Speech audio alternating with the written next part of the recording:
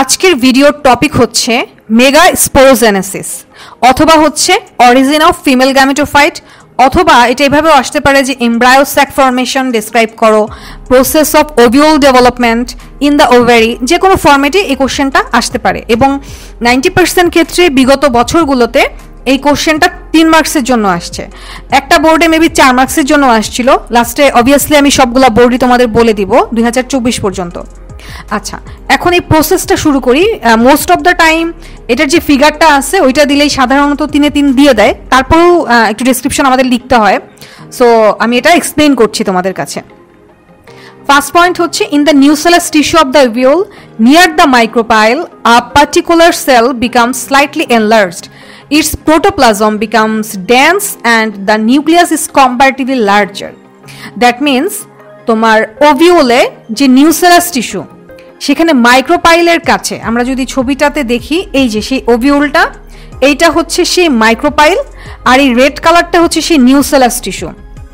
এই যে নিউসেলাস টিস্যুগুলো আর মাঝখানে যে আমরা দেখতে পাচ্ছি যে জিনিসটা গোল তোমার এই যে গ্রিন কালারের, এইটা হচ্ছে আলটিমেটলি সেই এমব্রায়ো স্যাক, যেটা ডেভেলপমেন্ট আমরা এখানে ডিটেলে পড়বো। তো এই এমব্রায়ো স্যাকটা কিভাবে একটা সিঙ্গেল নিউসেলাস টিস্যু থেকে হয়, মেইনলি এটাই হচ্ছে আমাদের ডেসক্রিপশনটা। তো এই নিউসেলাস টিস্যুর এই যে মাইক্রোপাইল, এই জায়গায় একটা টিস্যু হচ্ছে সেল বা টিস্যু বা সেল, সামান্য একটু সাইজে বড় হয়, যেটা এই ডান পাশের ছবিতে আমরা ভালোভাবে বুঝতে পারবো। তো এই যে এটা হচ্ছে নিউসেলাস, সেই টিস্যুটাকে আলাদা করে আমরা দেখাইছি। এটার মধ্যে একটা সেল আমরা দেখতে পাচ্ছি যে একটু কম্পারেটিভলি প্রোটোপ্লাজমটা বেশ ডেন্স, তারপরে সেন্টার যে নিউক্লিয়াস সেটাও বেশ ভিজিবল আর কি।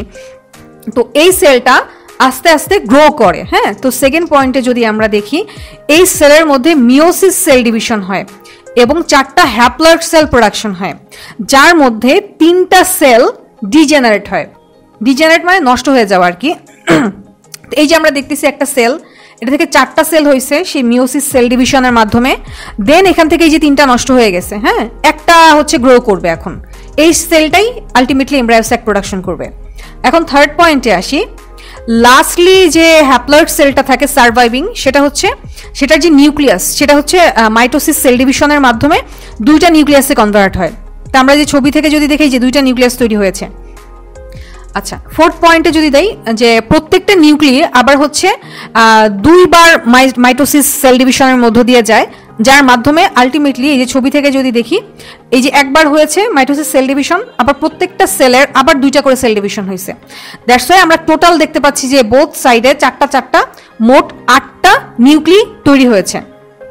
আচ্ছা, এখন নেক্সট স্টেজে যেটা হয়, ওই বোথ সাইড থেকে একটা করে সেল মিডল পয়েন্টে চলে আসে। হ্যাঁ, এই যে মিডলে চলে আসতেছে একটা করে সেল, মিডলে চলে এসে দেন হচ্ছে একসাথে হয়ে সেকেন্ডারি নিউক্লিয়াস ফর্ম করে। এই যে আমরা ছবি থেকে যদি দেখি সেকেন্ডারি নিউক্লিয়াস। ওকে, আচ্ছা, এখন মাইক্রোপাইলের কাছে যে 3টা সেল থাকে, একটা মিডলে যেটা থাকে, মিডলের নামটা হচ্ছে এগ, আর দুই পাশে যে 2টা সেল থাকে তার নাম হচ্ছে সিনার্জিড সেল।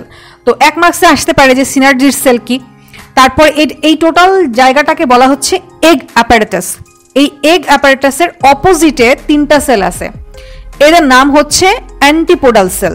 ওকে, সো অ্যান্টিপোডাল সেল কি সেটাও একটা 1 মার্কসের কোশ্চেন হতে পারে। তো আলটিমেটলি এইভাবে সেলগুলা দুই পাশে চলে যাওয়ার মাধ্যমে মিডলে সেকেন্ডারি নিউক্লিয়াস ফর্মেশনের মাধ্যমে এমব্রায়ো স্যাক প্রোডাকশনের প্রসেসটা কমপ্লিট হয়, যেটা আমরা এই যে ওভিউলের মধ্যে দেখতে পাচ্ছি যে গ্রিন কালারের। হ্যাঁ, এটাই হচ্ছে আলটিমেটলি এই এমব্রায়ো স্যাকটা। এখন এই টপিকের বোর্ড কোশ্চেনগুলো আমি তোমাদেরকে বলে দিব। সিলেট 23 এখানে আসছে হচ্ছে অ্যান্টিপোডাল সেল কাকে বলে, 1 মার্কসের কোশ্চেন। ঢাকা 22-এ আসছে যে ও লেভেল যে পার্টটা, এইখানে হচ্ছে গ্যামেট প্রোডাকশন কিভাবে হয়। তো ও লেভেল পার্ট আমরা দেখতে পাচ্ছি, এটা হচ্ছে গাইনেশিয়াম পার্ট, এখানে অবভিয়াসলি ফিমেল গ্যামেট প্রোডাকশন হবে, দ্যাট মিনস মেগা স্পোরোজেনেসিসটা ডেসক্রাইব করতে হবে। কুমিল্লা 20-এ আসছে যে ওয়াই অংশে, ওয়াই যে পার্টটা, এইখানে হচ্ছে কিভাবে গ্যামেটোফাইট প্রোডাকশন হয়। সিমিলার ভাবে বরিশাল 23-এ গতে আসছে বা সিতে আসছে এই কোশ্চেনটা। সেম রাজশাহী 22-এরও সিতে আসছে, সিলেট 22-এ আসছে সিতে। হ্যাঁ, তোমরা এই যে স্টেমগুলো ম্যাচিং করে বোর্ড কোশ্চেনটা ম্যাচিং করে দেখতে পারো তোমাদের গাইডের সাথে।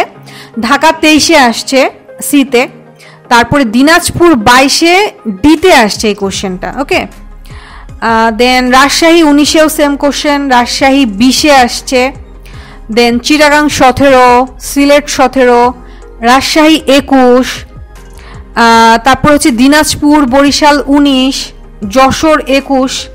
সো এই ছিল মোটামুটি কোশ্চেনগুলা। ধন্যবাদ সবাইকে।